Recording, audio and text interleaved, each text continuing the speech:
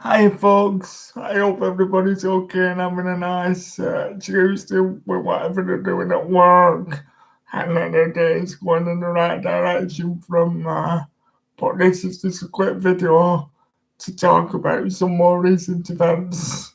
The tariff that have come out in the last day or so, not related directly to events on the pitch, obviously, or in terms of transfer activity, but more relating to excuse me,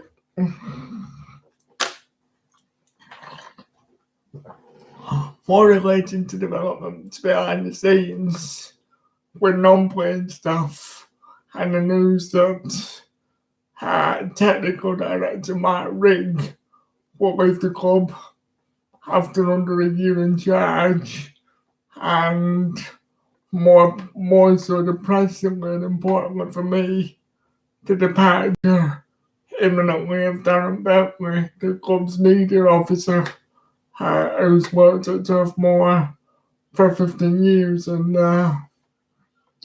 when I was younger and I could go to away games all the time, in the good old days of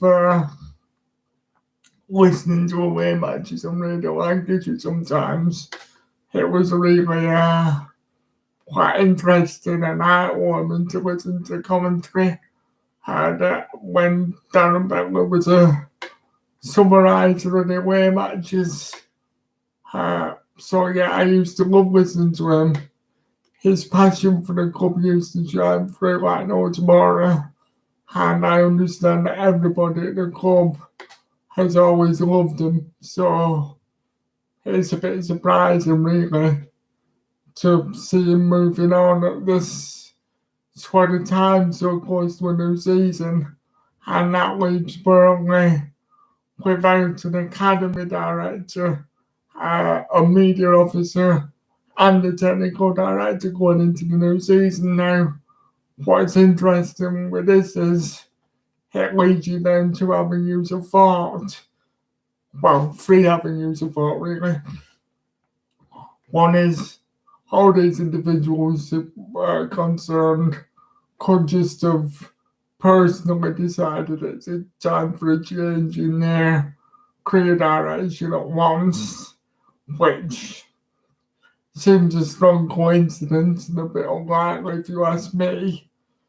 Or, they're not so much liking the direction that they feel that the club is taking, or should I say, think the club is taking since the regime or the new regime began. Or alternatively, they've been doing a good job at their jobs, just going on their merry way, like they always have done over the years. And the new American owners have decided that they want to revamp things, make Burnley bigger and better as they perceive it, and that the mentality of these people doesn't fit what they have in mind for us. Interesting to note that the article that announces Darren Bentley's departure mentions a post from Alan Pace saying that 7.5 million people engaged on Burnley's social media accounts now following the successful shirt launch last week that featured Jordan North. Now, you know, I can't sit here and say that I was one of the people who was against the sale of the club by Harry Garlick. I respect Harry Garlick enormously for how he changed the club, how he gave up his own money from the club, and how he, harnessed such a close relationship and bond with Daesh that brought the club so much success and stability over the last sort of 10, 12 years or so. However, I did feel it was time for a change. I did feel that we had to move forward and sort of innovate and adapt to keep pace with other teams, sort of financially in the Premier League. You know, the phrase expecting champagne with beer money does come to mind a little bit, but I wouldn't say that we're all expecting champagne. I'd say maybe it was time to start buying prosecco instead of champagne, if you know what I mean.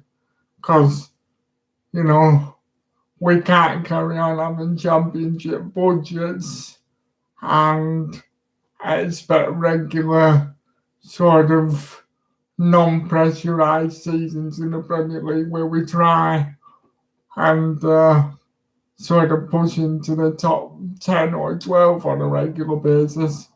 But as a greedy fan, I was sort of wanting us to push to the next level and financially operate in this the same sort of financial realms as, I don't know, possibly Southampton and Wolves, for argument's sake.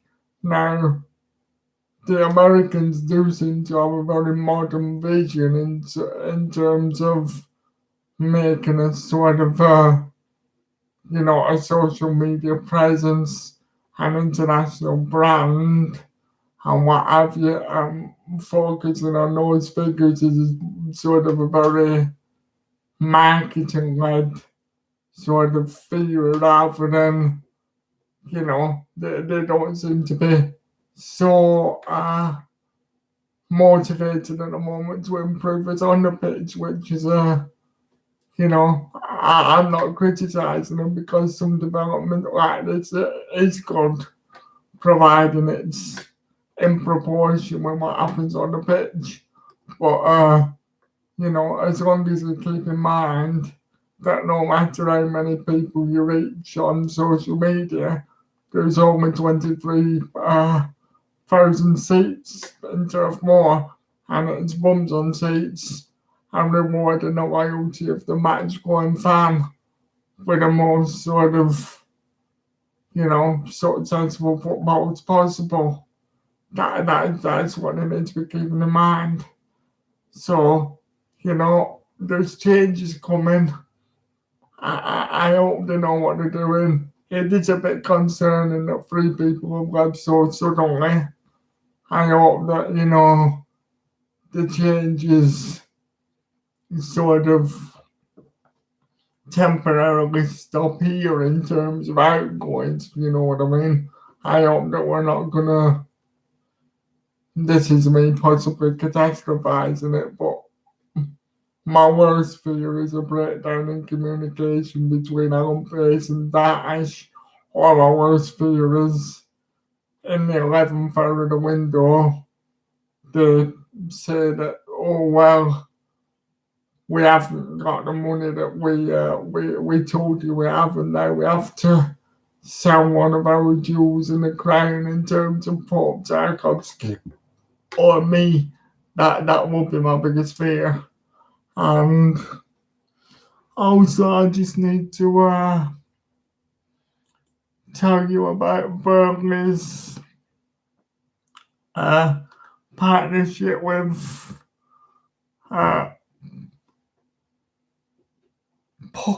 Pulsar massaging company. So that's another sort of string to the bow that they're adding in, sort of getting more sponsors into the club, which again, absolutely nothing against this. And there is 10% discount available for members of Corus Plus.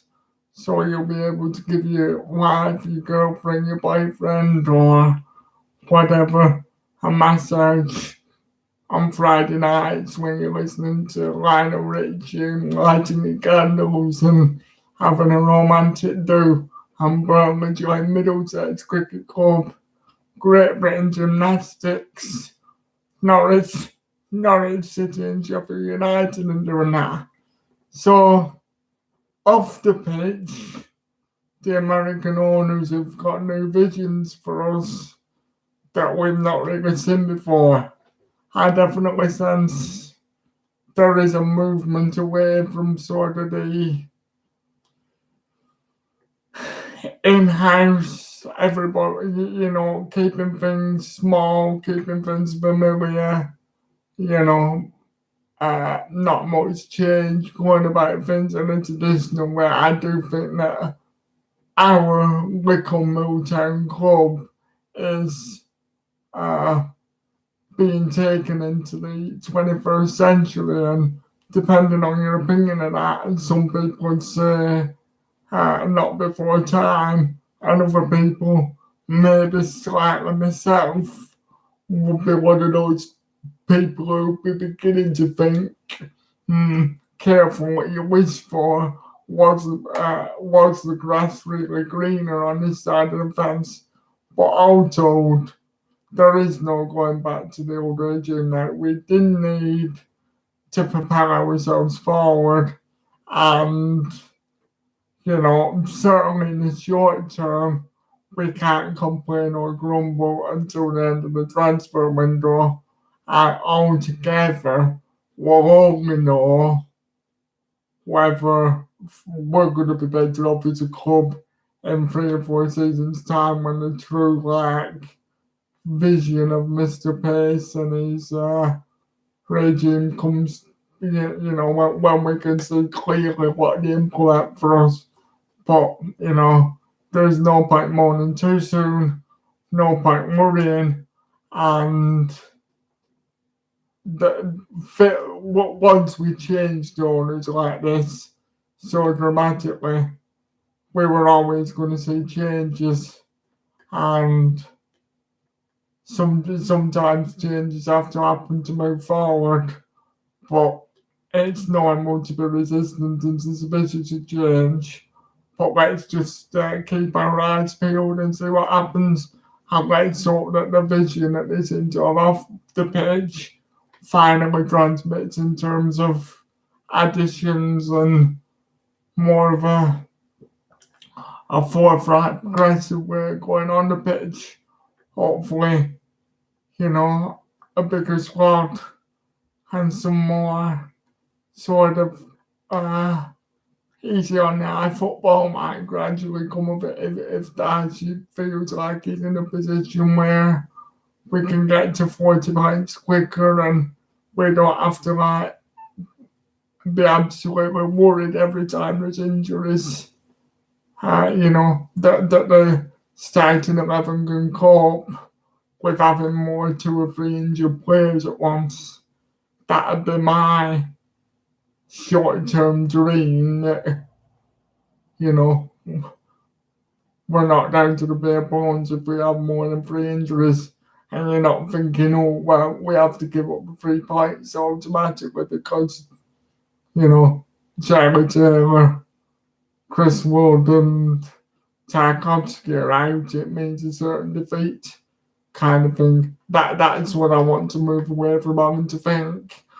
But the clock's ticking, but everybody knows it is. So hopefully it's fingers crossed for some positive news and developments on people coming in, instead of at the moment kind of a mass exodus out the door. So yeah, we'll see. I'll speak to you all soon.